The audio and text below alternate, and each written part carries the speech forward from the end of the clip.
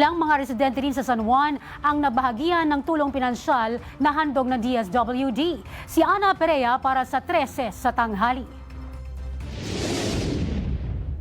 4 sa 7 anak ni Tatay Joel, isang tricycle driver sa San Juan City, ang umaasa pa sa kanya. Kaya sa patuloy na pagtaas ng presyo ng krudo, todong pagtitipid ang buong pamilya.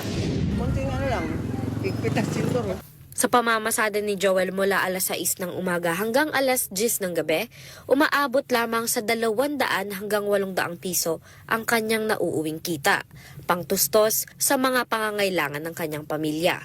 Kaya, malaking ginhawa para kay Joel ang tulong mula sa pamahalaan sa ilalim ng Cash Relief Assistance para sa mga chopper program ng Department of Social Welfare and Development at sa suporta ng administrasyon ni Pangulong Ferdinand R. Marcos Jr. Nakatanggap siya ng 5,000 pisong ayudang pinansyal para maibsan ang epekto ng pagtaas ng presyo ng langis.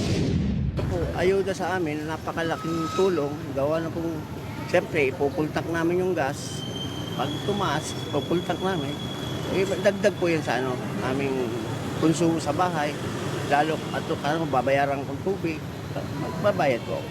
Isa lang si Tatay Joel sa 622 tricycle drivers na nakatakdang makatanggap ng ganitong ayuda mula sa pamahalaan. Alinsunod pa rin sa direktiba ni Pangulong Ferdinand R. Marcos Jr. na pagaanin ang pasanin ng ating mga tsuper. Samantala, nagbigay din ng kaunting ginhawa sa mga driver ang pagtaas ng pamasahe.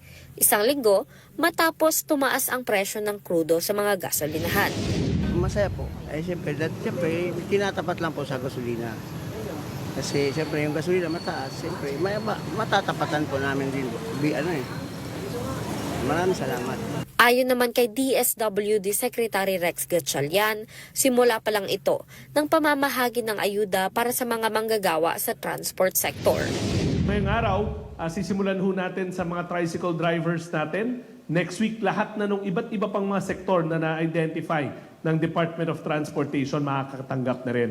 Kabilang sa mga susunod na makikinabang sa programa ang mga driver ng taxi, delivery services, bus at jeep bilang bahagi ng patuloy na hakbang ng pamahalaan para tulungan ang mga apektado ng pagtaas ng presyo ng langis. Para sa Balitang Totoo sa Bagong Pilipinas, Ana Perea ng D1 1206 AM para sa Teses Tanghali ng Congress TV.